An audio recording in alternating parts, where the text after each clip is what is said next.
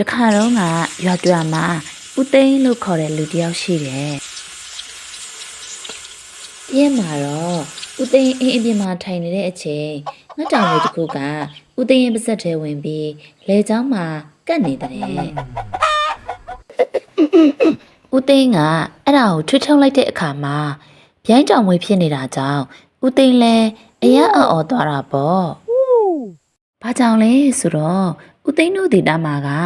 ဗျိုင်းကရှားပါးတဲ့ငှက်တစ်မျိုးဖြစ်နေတာကြောင့်ပေါ့ဒီတော့ဦးသိန်းလည်းဇနီးတဲ့တော်ချစ်ကိုသူ့ပါစက်ထဲဝင်လာလို့ထွတ်ထွတ်လိုက်ကြောင်းပြောပြပြီးဗျိုင်းတောင်မွေးကိုပြလိုက်ပါရောပြီးတော့သူတို့ရွာမှာကအတိတ်နမိတ်တွေယုံကြည်ကြတာကြောင့်ဘသူ့ကိုမှပြောမပြနဲ့နော်လူတွေကနမိတ်ဆိုးလို့ထင်ကုန်ကြလိမ့်မယ်ဆိုပြီးသူ့ဇနီးကိုတခြားသူတွေကိုပြောမပြဖို့မှားတာပေါ့တော်ချစ်က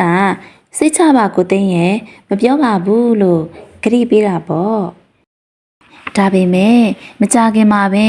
တော်ချစ်ကဒီအကြောင်းကိုတရားရောက်ကိုပြောပြခြင်းစိတ်ကမထိန်နိုင်တော့ဘူးတဲ့ကွယ်ဒီတော့တော်ချစ်လည်းသူ့ရဲ့ညီချင်းတော်စီကိုခေါ်ပြီးဒေါ်စီရေကျမပြောစရာရှိလို့ဘယ်သူမှမပြောနဲ့နော်လို့ပြောတာပေါ့ဒေါ်စီကလည်းပြောပါဒေါ်ချစ်ရေဘယ်သူမှမပြောပါဘူးစိတ်ချလို့ပြန်ပြောတာပေါ့ရိုက်တောင်မွေးကြောင်းအကြောင်းကုန်စင်ပြောပြလိုက်တဲ့အခါမှာဒေါ်စီကဒါဘာနမိတ်မှမဟုတ်ပါဘူးဒေါ်ချစ်ရေစိတ်အေးထားပါကျမလည်းဘယ်သူမှမပြောဘူးနော်လို့ပြောပြီးပြန်သွားတာပေါ့ Did you hear about the new road? နောက်ရရောက်တဲ့အခါမှာတော့ It will change everything. ဒေါ်မီကိုထပ်ပြောပြပြီးသူ့မှမပြောနဲ့နော်လို့မှားပြန်တဲ့ဒေါ်မီကမပြောပါဘူးလို့ကြည်ပေးလိုက်ပေမဲ့တခြားသူကိုထပ်ပြောပြန်ရောတဲ့ဒီလိုနဲ့တယောက်တစ်ဆင့်ပြောကြရင်ဦးသိန်းရဲ့ပါစက်ထဲကဗျိုင်းတောင်မွေထွက်လာတယ်ဆိုတာနဲ့ဦးသိန်းရဲ့ပါစက်ထဲကနေရဲငေါင်ကြီးထွက်လာတယ်ဆိုပြီးသတင်းပြန့်နှံ့သွားတာပေါ့ရွာလူရွာသားတွေက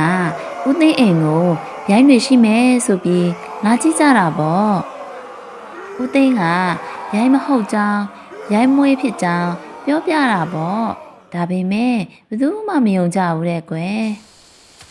ဒါကြောင့်ဦးသိန်းလဲစကားတွေဟာအကျယ်ဖြစ်တတ်တာမို့လူရဝက်တဲ့စကားဆိုရင်ဘယ်သူမှမပြောပြတာအကောင်းဆုံးပဲလို့တွေးပြီးတော်တယ်ထွက်ခွာသွားလိုက်တဲ့ကွယ်